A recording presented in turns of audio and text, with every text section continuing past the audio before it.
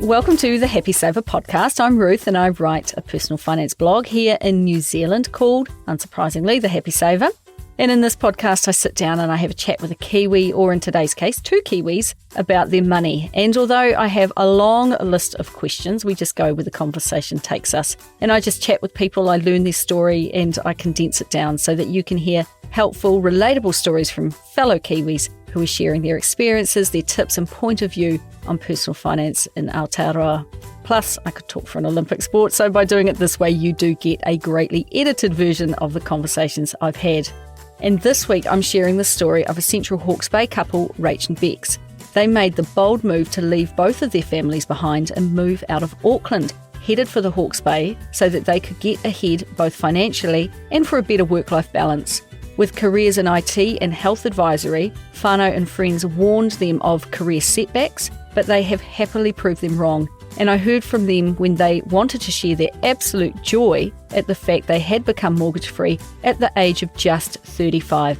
But before I jump into it, I've just got a few things to share about Pocketsmith, today's sponsor.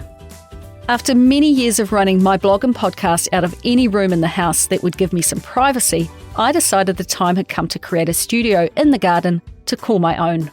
Using Pocketsmith, I tracked the entire project by creating a category called Writing Studio, and I set a realistic budget of just $2,200. With such a tight budget, using Pocketsmith helped keep track of the exact costs of the build, tracking both the money spent on new and recycled products and the money received from selling unwanted goods to fund the project. It gave me peace of mind to head into a project with such a strong financial plan. But that doesn't mean I didn't overspend though. In fact, Pocketsmith let me know that I'd overspent by $217. That's not Pocketsmith's fault, entirely my own. And the studio I have now was so worth every extra dollar spent. If you want to supercharge your finances with Pocketsmith, they've got a deal for you. Happy Saver listeners get a whopping 50% off your first 2 months of Pocketsmith's premium plan. To get your deal, go to pocketsmith.com/The Happy Saver. That's pocketsmith.com/The Happy Saver.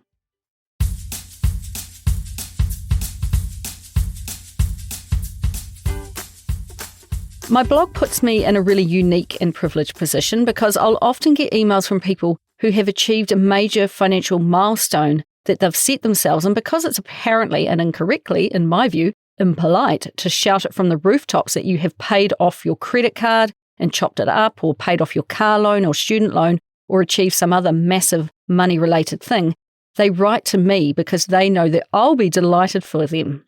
This was the case when Rach emailed me to say that they were tantalisingly close to a major milestone that they wanted to share with someone who would understand just how great an achievement it was. They were moments away from becoming mortgage-free at the ripe old age, she said, of just 35. I, of course, found the biggest font and colour I could and sent back a massive congratulations. And I tagged a question at the end. Would they share how they did it on my podcast? Thankfully, they happily agreed because she said that this very podcast was one of the things that helped keep them focused as they changed their behaviours and attitudes towards everything from food budgeting, loaning money and starting to invest. And now that they are debt-free and no longer chained to their jobs, they are on a mission to help others do the same. They both grew up just south of Auckland in Papakura. Beck was one of 6 kids whose parents owned a variety of hospitality businesses and worked about 364 days a year, she said. Beck helped out from the age of 5, both unpaid and then paid, and when her parents bought a restaurant, she started as a kitchen hand before moving through to basically being the chef. She said that all her siblings helped out and they each found a role that they enjoyed in the business and settled into it.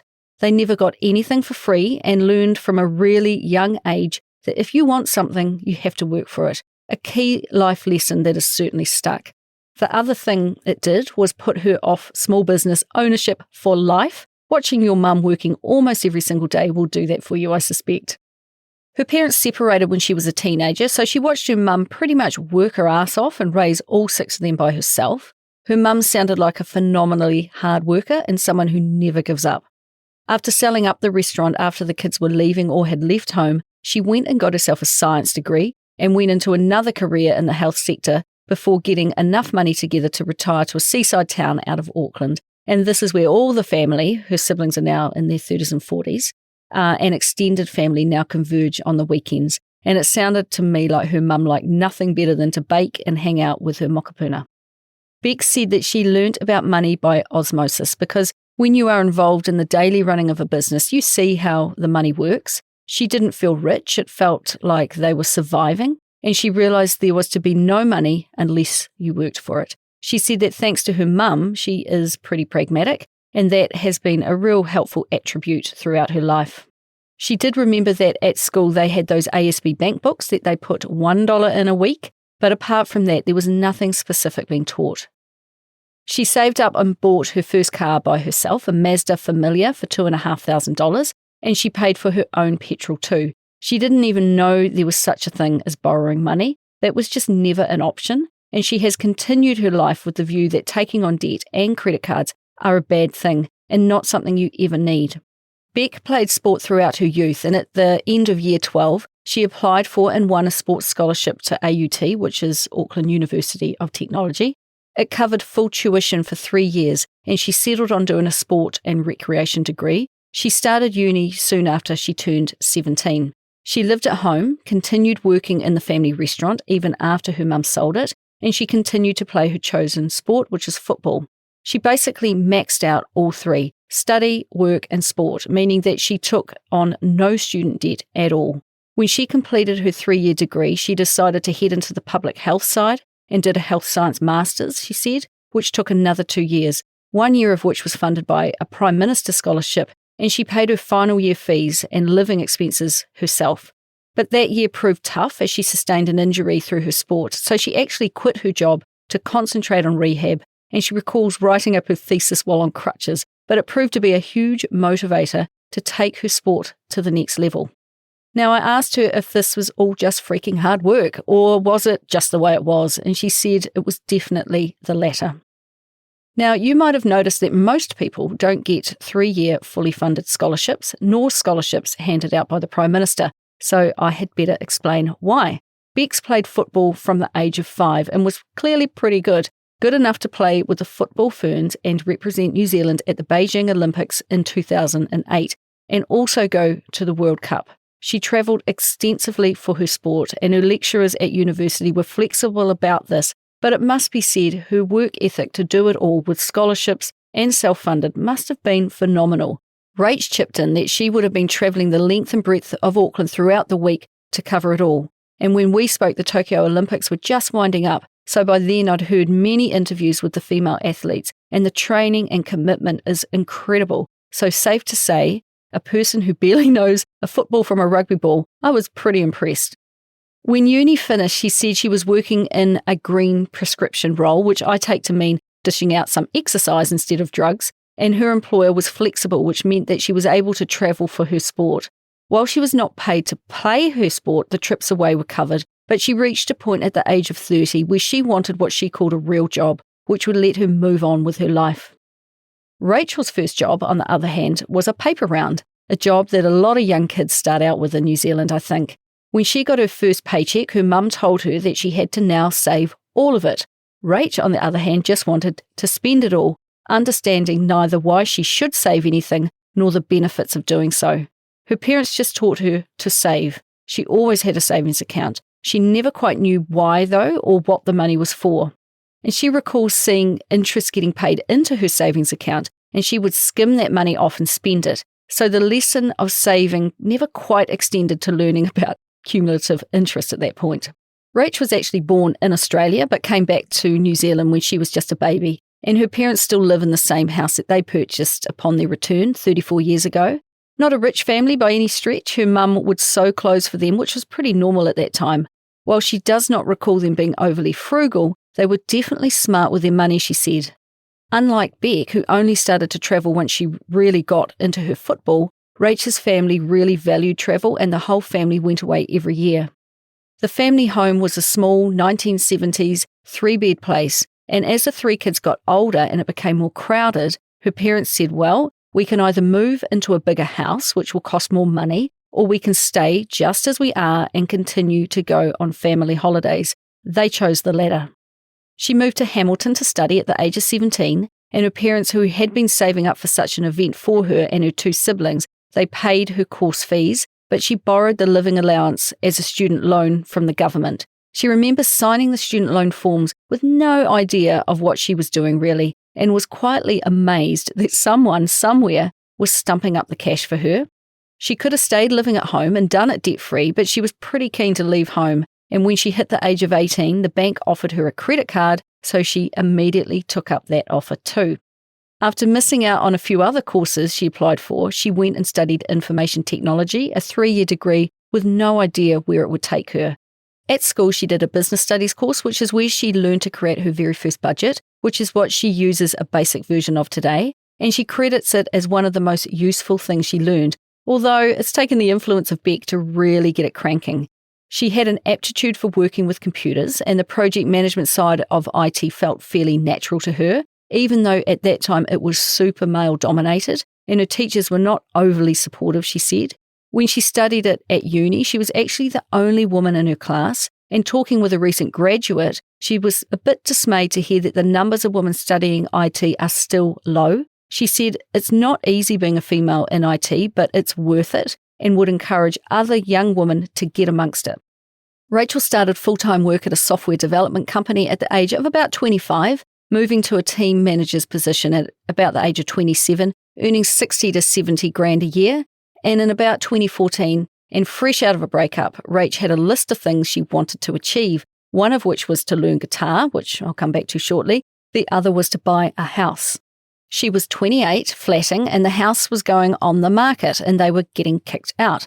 A far too common story in New Zealand. She was done with moving around and she wanted some stability, and it was her mum who said, "Why don't you look to buy a house?" She entertained the idea, going to look at a few and then talking to a mortgage broker who told her what her lending options were. At the same time, and I think in a way showing that home ownership was not on her horizon prior to this conversation, she had booked a holiday to Hawaii to celebrate a friend's birthday, which as it turned out coincided with her new home purchase. But there was an issue with the bank in regards to her house deposit. Although by this point she had paid off her student loan in full, she had debt in the form of a car loan, which just happens to be the thing that she considers her greatest financial flop, by the way. A workmate introduced her to the idea of not paying cash for a car, but borrowing the money instead. She thought she was being smart, but it meant she bought a car far bigger than what she needed and far more than she actually originally wanted to pay. The bank offered her $20,000, but she only borrowed $13,000 and congratulated herself on what she thought was a pretty smart move. Plus, she set about paying above the minimum payment required, another great move, she thought. She said her mindset would have been so different if she had saved up and paid cash for it.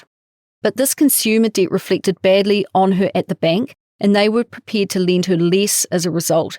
She didn't really save up at all for this deposit, but her parents had always said that they would put some money towards the wedding or first home of her and her siblings, so using that money she paid off the remainder of her car loan, which was by then about $8,000. She bled her KiwiSaver, which she had signed up for when it first began in 2007, dry, and also received the first home grant of $5,000 that the government offered. But she was still just shy of the 20% deposit the bank needed, so the mortgage broker, who happened to know her parents, suggested her parents could go guarantor for the tiny difference. Now, this was all brand new to Rach. She didn't really know what it all meant. She actually thought her parents were going to own her house, but she accepted anyway and bought her first home.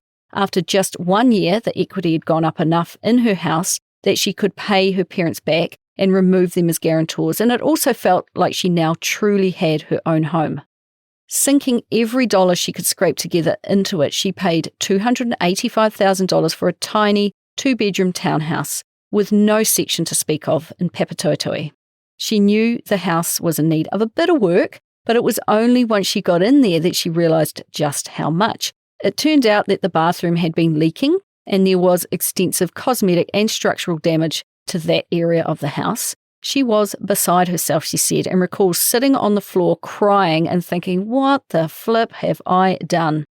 When we spoke, she considered herself to be terrible with money up until this point, but I think that only hindsight has shown her this. This whole scenario was sounding pretty darn normal to me and many others, I suspect. She was in a pickle. The bathroom was a rotten wreck. She could not get a flatmate in to help her pay the mortgage without a bathroom. She had no money, having just spent it all on a house and holiday, and the plane was leaving shortly. Her parents were great at helping her get through this time, she said, and they called on her family connections in the home reno industry, and it was all hands on deck, with Rach getting quotes, buying cheap fittings, and rushing around prior to leaving. Her parents stepped in and did the demo. They stopped the leak, they pulled up and replaced the rotten floor, organised the tiler, and they got the whole thing fixed while she was away.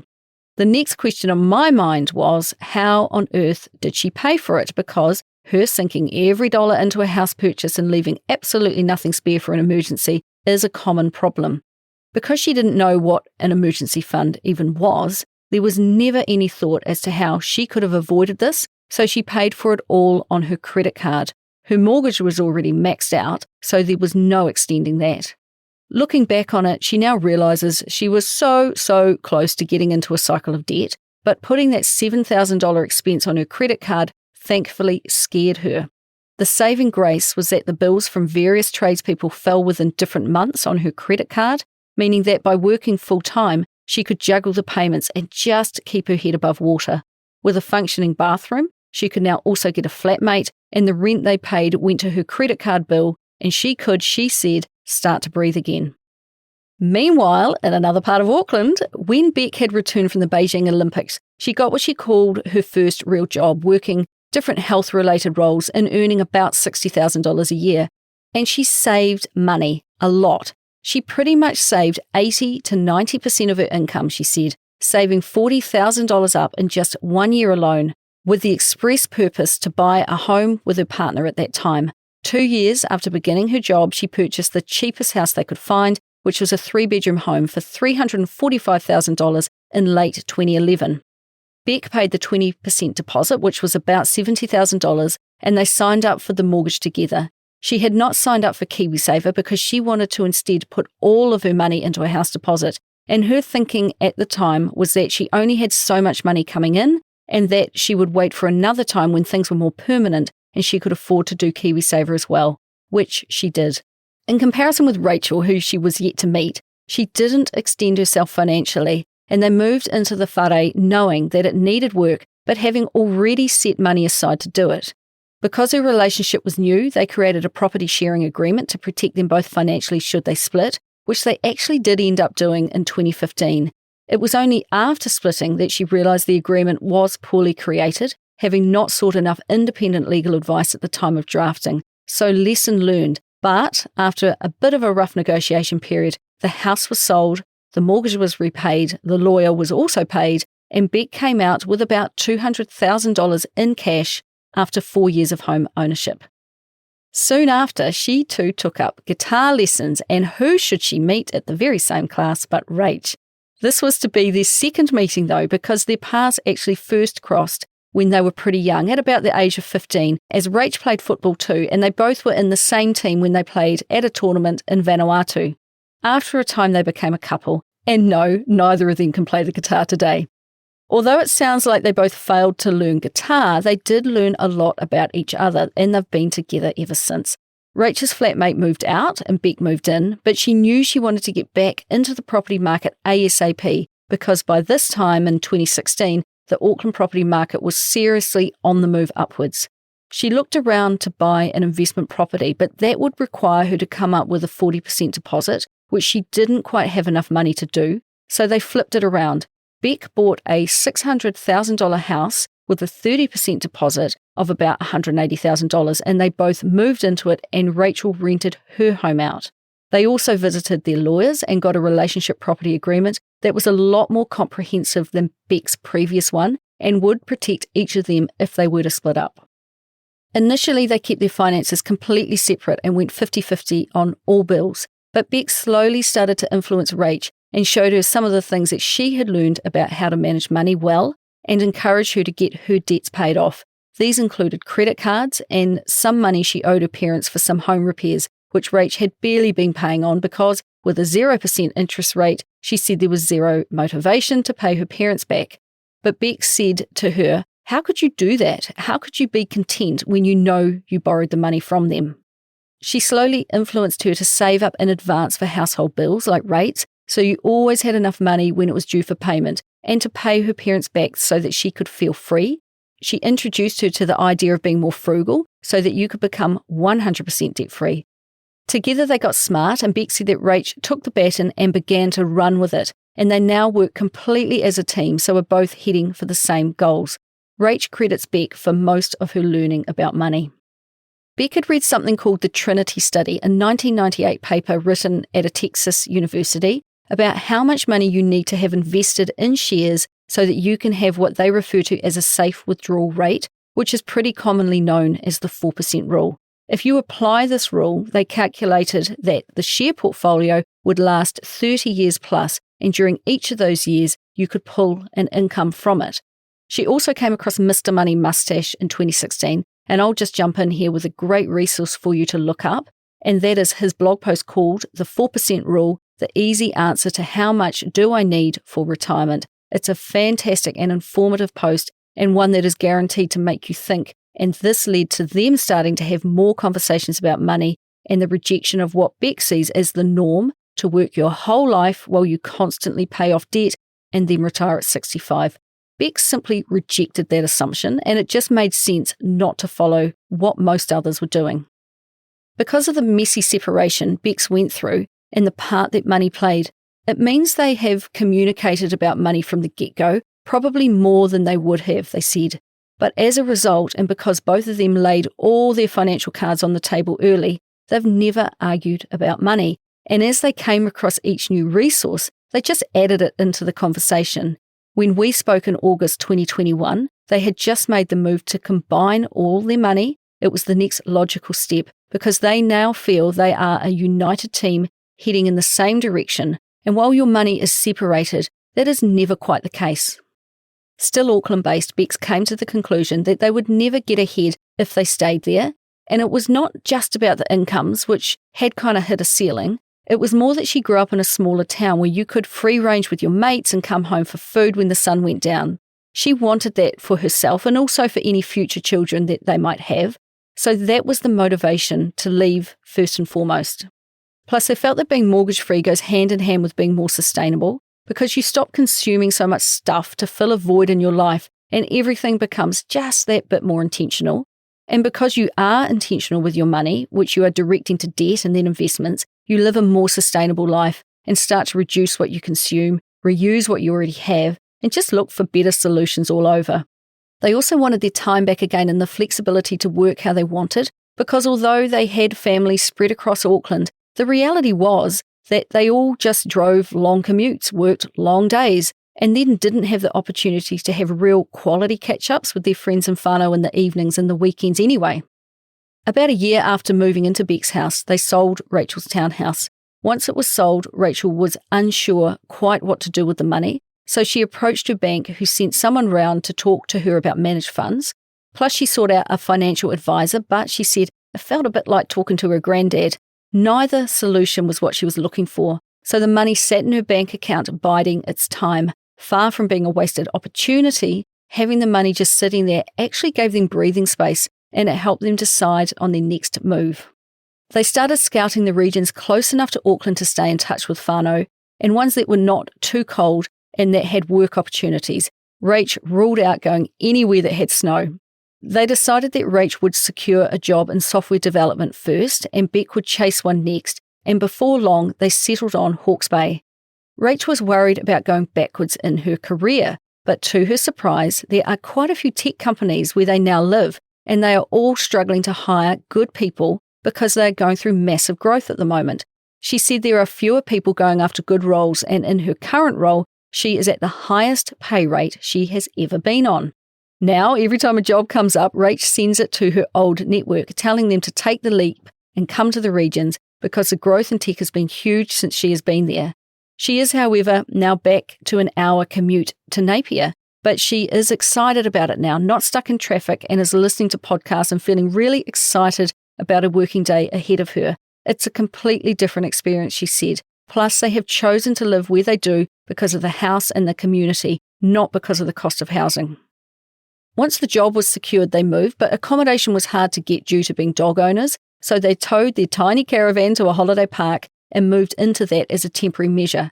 Rach started work, and Beck kept the home fires burning while also scouting out a house to buy and looking for work herself. That chunk of cash that Rach had in the bank became their house deposit. They rented out Beck's Auckland house, deciding to keep it rather than sell it, so that if things didn't pan out in Hawke's Bay, they had a whare to return to in Auckland. Neither of them wanted to be landlords, but it was the best solution for them, really. Because the Auckland house was rented out and the mortgage was covered, one person working was more than enough to sustain them. Plus, they had savings building up and had started investing into low-cost index funds. This just gave them a cash buffer, and it took all the financial stress away from their decision-making, which is such a gift to give themselves, I think.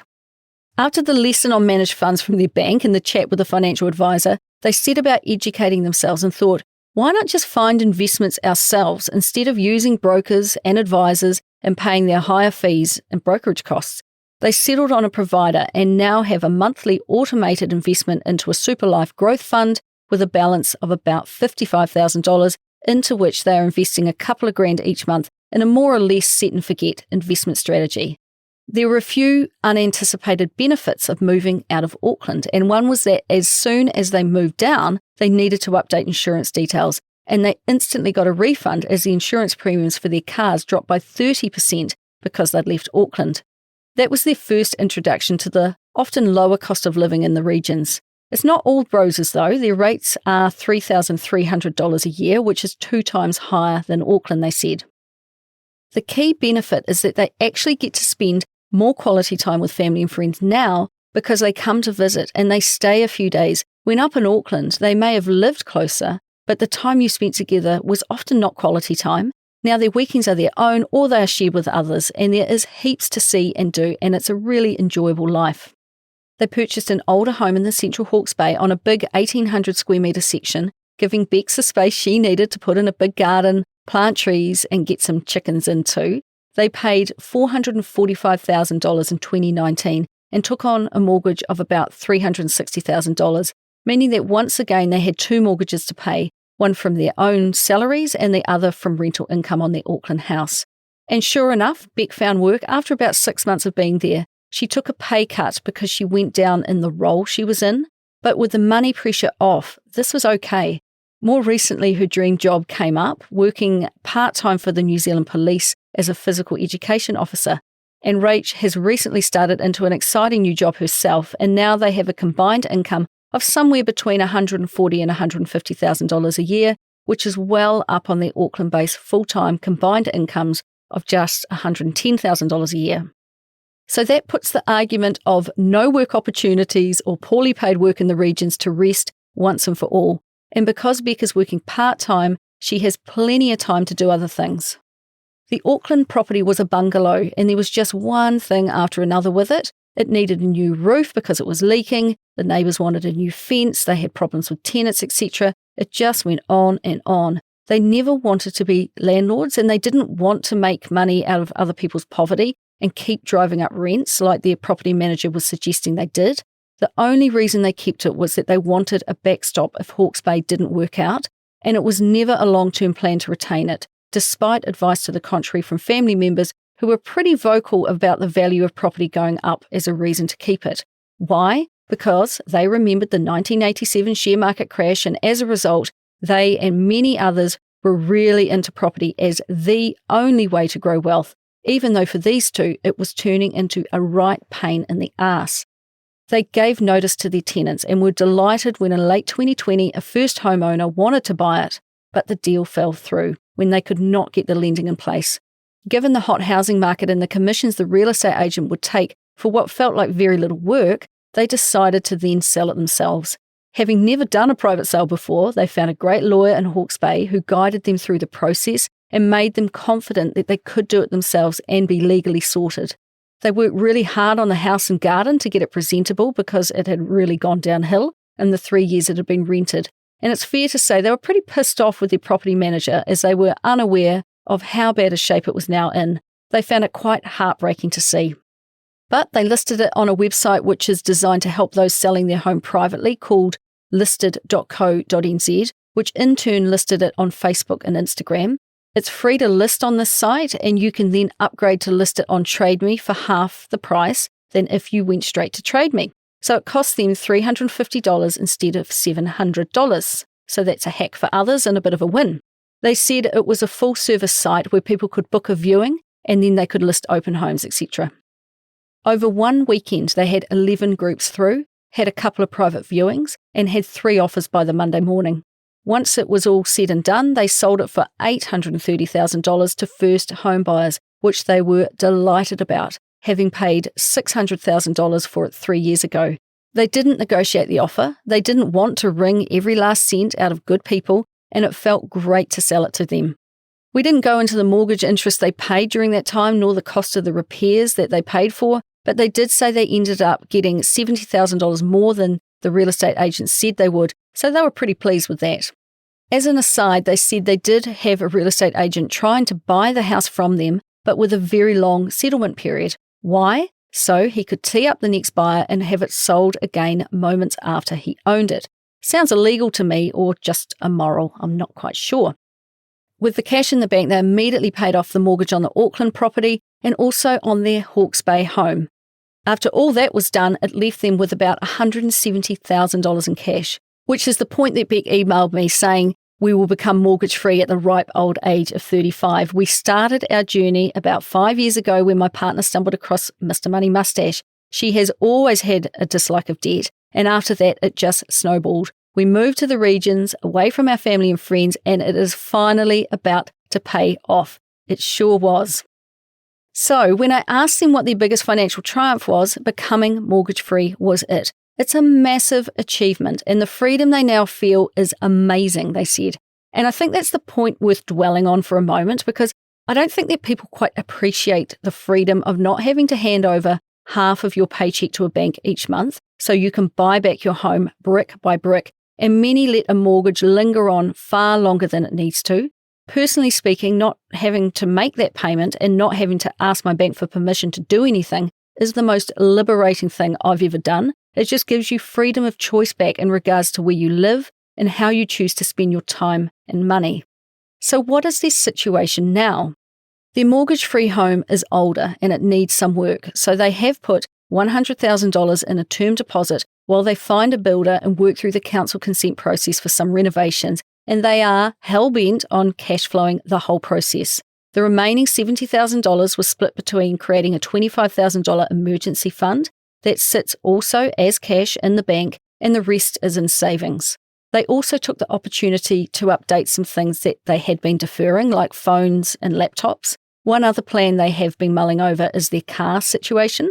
With Rach's commute, they pay a lot in petrol each week, so for many years they've been researching car options. I think they could give my husband Johnny a bit of a run for his money with car research here. Although Beck never in her life thought they would buy a new car, it's a very un-Mustachian thing to do after all, that is what they have decided to do, with their choice being a Model 3 Tesla costing around $62,000 after the government rebate that was recently announced. They will, of course, pay cash using the savings that they've set aside. It's a big expense and a bold move, but here's the thing. They are consumer debt-free and they own their own home, and they have a combined income of around $140,000 plus. They have a fully stocked emergency fund, they are paying cash for renovations, and they will pay cash for the car. They budget extremely well and are investing into both KiwiSaver and Superlife investments every single month. All of this combined adds up to about $340,000. They now have a net worth of over $1 million, and it's not all tied up in a house. Plus, they are only 35 years old. If they were 65, they would not yet have enough socked away. But time is very much on their side, so I think if there was a right time, it's probably now. They will keep their 13-year-old car as a second vehicle for Beck's short commute, and when they want to tow their caravan, they'll hire a vehicle with a tow bar to pull it. Their main financial habit was actually that they do research a lot, particularly Beck's, who will research everything before buying to weigh up the pros and cons, because she would prefer to buy just once and is conscious of how much they consume. So this car purchase is no sudden move. They have been thinking about it for a very long time. Also, the less they spend money on, the more they can invest too. They have decided categorically that they will never be beholden to the bank again, and since becoming debt-free, they've left Westpac and moved to TSB, a bank they said that being Kiwi-owned aligns with their values more. Plus, by starting afresh, it was easier to combine their finances. They will still keep one account each where they put some money each week, and neither gets to see what they spend it on. They said it's taken some adjustment to show each other their spending. Neither are big spenders, but this is just a new layer of openness. Both have cut out things that were not bringing them enjoyment, which they said in turn makes them appreciate what they do have, and they make conscious decisions about their spending. They enjoy growing their own food, they buy in bulk, go plastic-free when they can, and they still eat out if they feel like it. Now that they no longer have 2 houses and 2 sets of bills, they're still figuring it out, but they are tracking their expenses and just enjoying the process of learning. Their advice to you, or their elevator pitch if you like, is to just be conscious in your decision-making. If your morning coffee brings you joy, keep it. If not, make one at home and don't make the process of reducing consumption and spending too onerous, or you will give up. Don't allow money to decide your future. Instead, use it as a tool to create the future that you want. Their savings rate is still high, saving 60 to 70% of their income, and each month they sit down and look at how they're spending their money, where they're investing it, etc. Now that they have been tracking this for some time, they have some useful information to look back on that shows them that they are moving in the right direction. Both have their KiwiSaver in a growth fund with Simplicity, and they had a lesson in time in the market, when although Beck started her investment later, remember she wanted to get her house buying sorted first, but she has continued to invest ever since, and even on a part-time salary. So with smaller inputs, she has a balance of $62,000. Rach, on the other hand, even though she earns more and has more deductions from her wages, she wiped hers out to buy a house, and she is still lagging behind Beck with $57,000, and she's still not catching up. Starting early, contributing always, and not deleting it to buy something is the key if you want to get to 65 and have a nice retirement balance with minimal effort. With all of their immediate monetary goals taken care of and having saved up for the things they have coming up, their plan is to keep their saving rate up and invest hard out for the next 5 years, while still enjoying life and maybe even starting a family. It's a balance, and both have found their groove, with Beck loving her part-time job and having more time to do things around the house. Rach is loving her job with no sign of reducing hours, and neither are missing Auckland at all. Their time is their own now. Considering that people thought they had lost their minds by moving to Hawke's Bay and would struggle to get work, they are doing quite well, thanks very much. And when I asked them what they would do if a fat stack of bills totaling $10,000 came their way, they both said they had enough money in the bank so they would invest the lot, which is the answer of a couple who have their finances under complete control. When extra money comes up, they know exactly where it fits within their financial plan. They have an amount in mind of $1 million that they want invested in ETFs and index funds, and they will then apply the 4% rule, which will give them $40,000 of income each year. Although their current yearly expenses are just $35,000, they know that their bare bones expenses are just $25,000, so an income of $40,000 is more than ample, especially considering they are both still planning to work. Given that really low annual spend, I had to ask what they spend on groceries each week, and it's just $170. They keep their costs down, they say, by buying in bulk from online store Refill Nation, plus growing their own at home, of course. Being just 35, their perception of talking about money is, thankfully, much more open, and having found some good ideas, they want to share them with as many people as possible. Rach said she is often talking with young developers at work about good money management, and I think that's the key for all of us to learn about money. Just share the resources you've found helpful so that others might do the same, because it's so rewarding seeing people start on a good financial footing that they can then build upon, like these two are doing. To you and I, they both recommend reading the books you hear recommended and following up on other resources you hear mentioned most regularly in whatever way you like to absorb knowledge. The book The Simple Path to Wealth by J.L. Collins was a really useful read for understanding that you don't have to pick stocks. Just buy all the stocks in the form of an index fund. And a tip from me is that if you prefer to listen and not read, then episode number 19 of the podcast Choose FI is a really comprehensive interview with JL about his book. The Barefoot Investor by Australian Scott Pape was Rachel's first foray into personal finance, and she found it amazingly helpful. So good, in fact, that they have given or shared this book with anyone who showed an interest, and it has changed the mindset of many. They also said that Instagram has lots of people documenting their FIRE journey, or financial independence, retire early. with money, so it's worth following a few of them too. They said too that this very podcast taught them that there is no one way to financial independence. There is no perfect journey. And what that does is it helps to take the fear away and show that if you make a mistake, that's okay. Just keep on moving forward and just don't make the same mistake twice. Righto, I'm nearing the end, but before I wrap up, I have another quick message from today's sponsor, Pocketsmith, who I suspect will be delighted to have heard just how well these two are able to budget. If you want to supercharge your finances with Pocketsmith, they've got a deal for you. Happy Saver listeners get a whopping 50% off your first 2 months of Pocketsmith's premium plan. To get your deal, go to pocketsmith.com/The Happy Saver. That's pocketsmith.com/The Happy Saver. Now, what I like about this couple is their commitment to learning and the self-education they are doing around investing, which means they have, over time, created a structure to build upon.